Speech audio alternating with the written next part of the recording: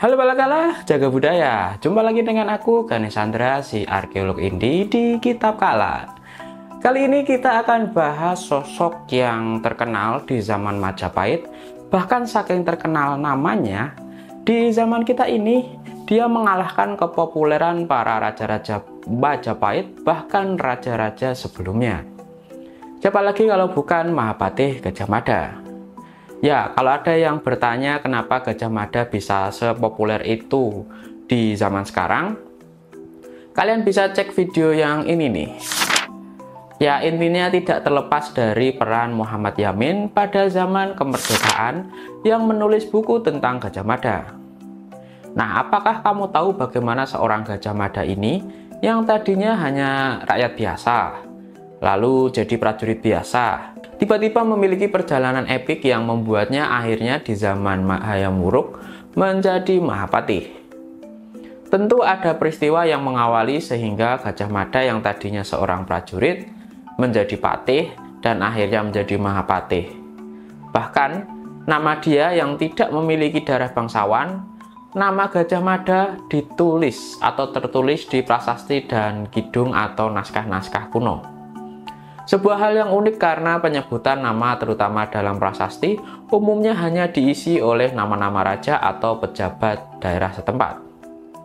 Lalu cerita dan jasa apa aja yang telah diberikan Gajah Mada kepada Majapahit sehingga dia memiliki karir yang cemerlang? Mari kita bahas di Kitab Kala. Jangan lupa subscribe dulu.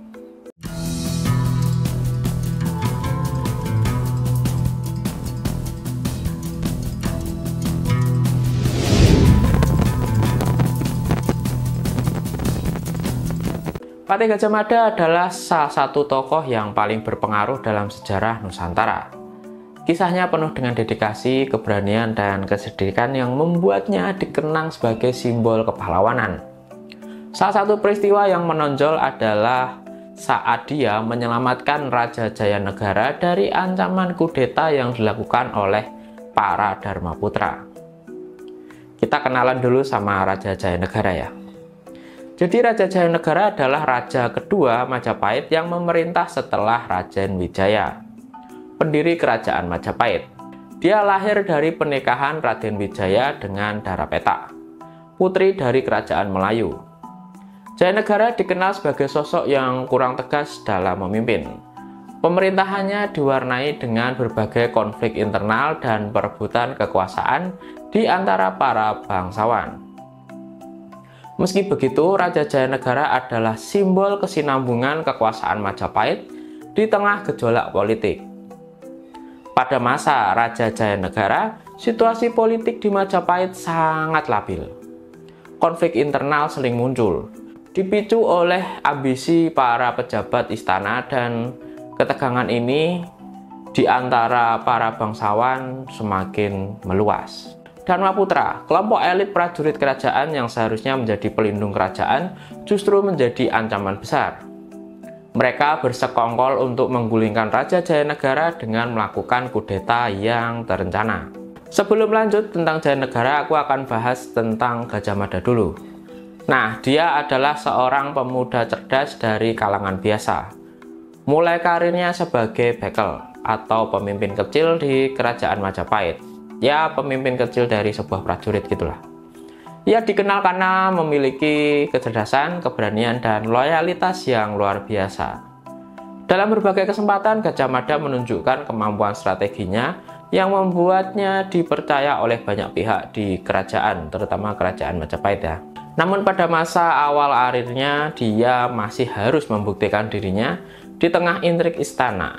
Ini tentang pemberontakan tadi.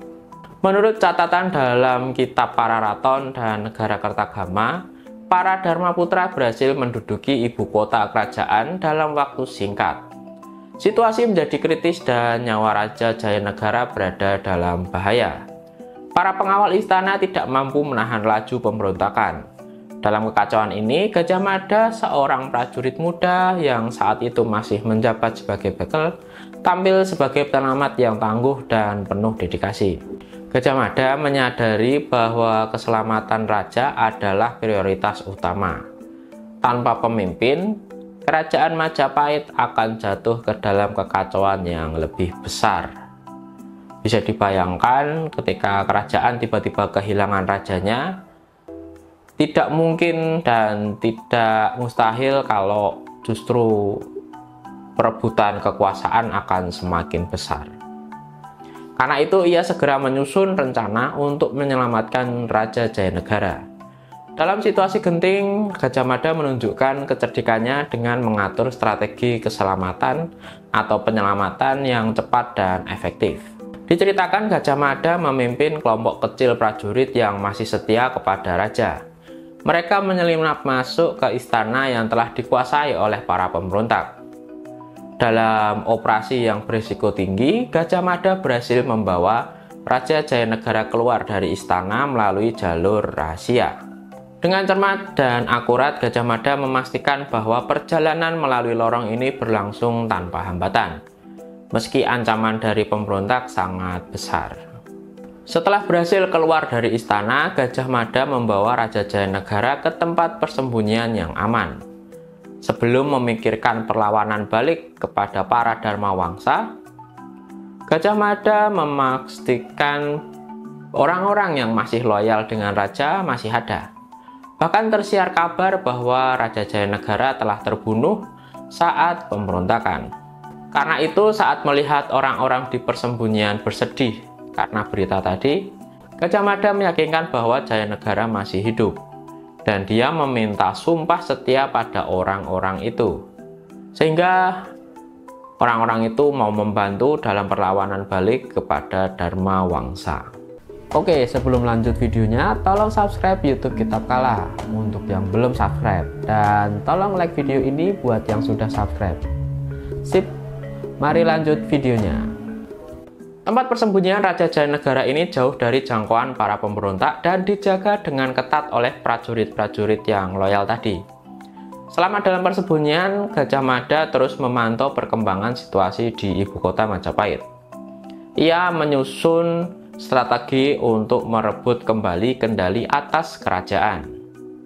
Keberhasilan Gajah Mada dalam menyelamatkan raja bukan hanya karena keberanian, tetapi juga karena kecerdasan, kemampuannya membaca situasi, dan keuntungan karena loyalitas orang-orang Jayanegara masih banyak. Ia memahami bahwa melawan Dharmaputra hanya langsung akan menjadi bunuh diri. Oleh karena itu, ia memiliki pendekatan yang lebih strategis. Ia mulai menggalang dukungan dari para bangsawan dan prajurit yang masih setia pada raja. Dalam waktu singkat, Gajah Mada berhasil mengumpulkan kekuatan yang cukup untuk melawan para pemberontak. Ia memimpin serangan balasan yang terkoordinasi dengan baik.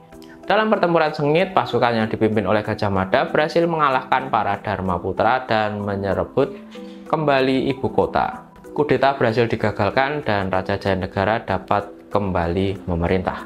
Keberhasilan ini menandai awal karir cemerlang Gajah Mada. Ia tidak hanya menjadi pahlawan yang menyelamatkan raja, tetapi juga menunjukkan potensi besar sebagai pemimpin militer dan politik. Setelah peristiwa ini, Raja Jayanegara memberikan kepercayaan penuh kepada Gajah Mada. Ia diangkat menjadi seorang pejabat atau diangkat menjadi seorang patih di Majapahit. Namun, kisah kepahlawanan Gajah Mada tidak berhenti di situ. Ia terus menunjukkan dedikasi untuk kerajaan dan Nusantara.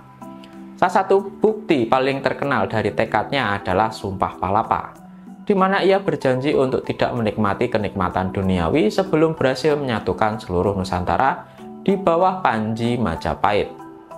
Sumpah ini dicatat dalam Negara Kertagama sebagai simbol semangat persatuan dan keberanian yang terus dikenal sehingga bisa dikenal hingga sekarang. Sumpah ini dia ucapkan saat diangkat menjadi patih oleh Jayanegara. Kisah penyelamatan Raja Jayanegara adalah salah satu contoh nyata dari keberanian dan kesetiaan Gajah Mada. Dalam situasi yang penuh bahaya, ia memilih untuk bertindak demi kebaikan kerajaan dan rakyatnya. Tindakannya tidak hanya menyelamatkan nyawa raja, tapi juga memastikan keberlangsungan pemerintahan Majapahit.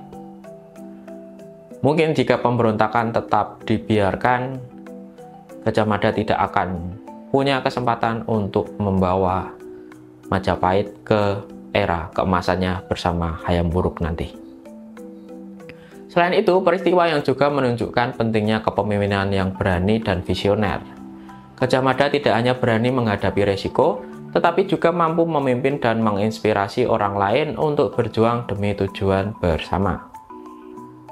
Kepahlawanannya menjadi teladan bagi generasi berikutnya tentang arti sejati dari pengabdian dan keberanian. Dalam sejarah Nusantara, Gajah Mada dikenang sebagai tokoh yang berperan besar dalam membangun kejayaan Majapahit. Kisahnya mengajarkan kita bahwa keberanian, kecerdasan, dan kesetiaan adalah hal-hal yang dapat membawa perubahan besar. Melalui tindakan heroiknya, Gajah Mada telah meninggalkan warisan yang abadi bagi bangsa ini. Nah, itu saja balakalah pembahasan tentang bagaimana Gajah Mada bisa menjadi seorang patih di masa kerajaan Majapahit.